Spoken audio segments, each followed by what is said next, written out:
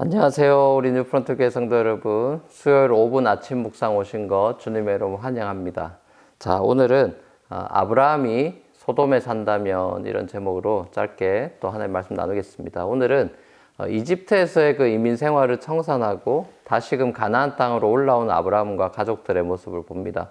바로왕이 베푼 호의로 아브라함은 이미 큰 부자가 되어 있었는데요. 아브라함은 이집트를 떠나서 베델 부근에 정착하게 됐습니다. 이곳은 예전에 아브라함이 가나안 땅에 처음 들어와서 하나님께 처음 첫 제단을 쌓았던 곳이죠. 베델, 하나님의 집이란 뜻이죠. 자, 여기 아브라함이 다시 돌아오게 된 겁니다. 아브라함을 통해 많은 자손들이 나오고 큰 민족을 이루어야 하기 때문에 하나님은 아브라함에게 재물의 복을 많이 주셨습니다.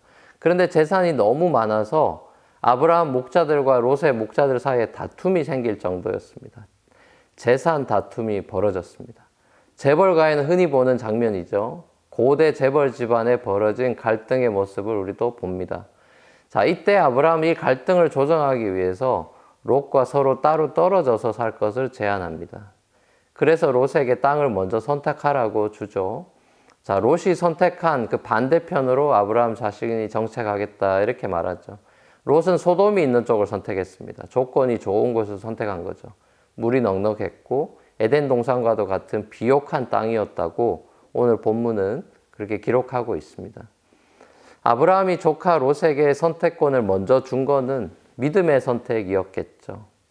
이집트에서 믿음의 훈련을 받고 올라온 아브라함이 자신이 어디에 살든지 하나님께서 지켜주시고 인도해 주신다는 것을 신뢰하는 믿음이 생긴 것 같습니다.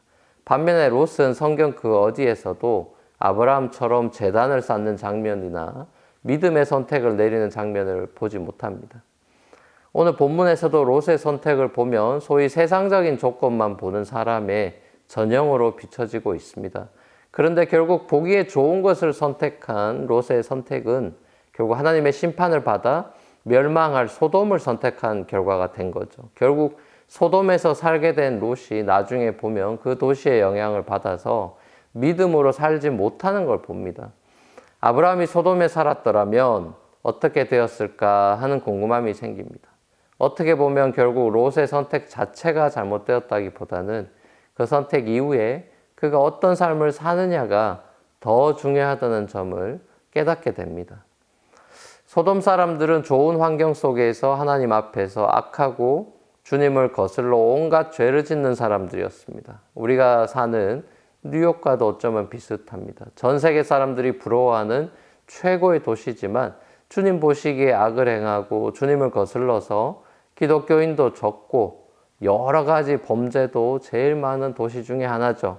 어떻게 보면 우리도 맨하튼이라는 좋은 세상적인 조건을 보고 이곳에 모인 사람들입니다. 커리어의 성공을 위해 아메리칸 드림을 가지고 이곳에 모였다고 봐야겠죠.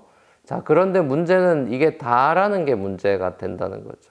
자기 커리어의 성공만을 추구하는 삶은 자칫 롯처럼 재단을 쌓지 못하는 삶이 될 수 있고 세속적인 문화에 젖어들어 살게 될 확률이 굉장히 높다라는 것이죠.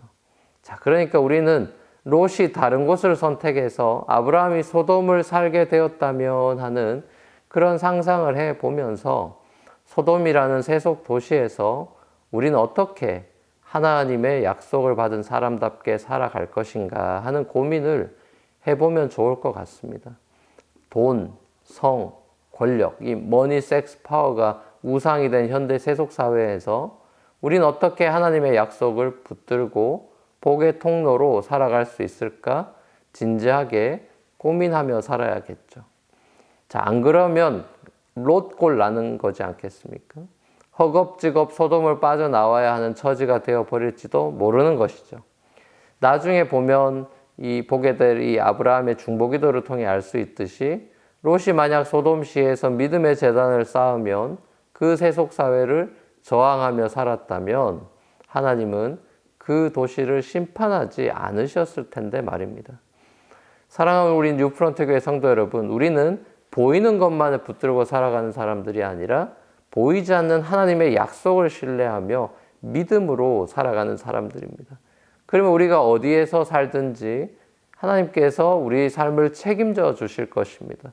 우리가 어떤 선택을 내리든지 간에 하나님께 우리 삶을 맡기고 믿음으로 살아가는 저와 여러분이 되시기를 우리 주님의 이름으로 간절히 축원합니다. 같이 한번 기도하시겠습니다.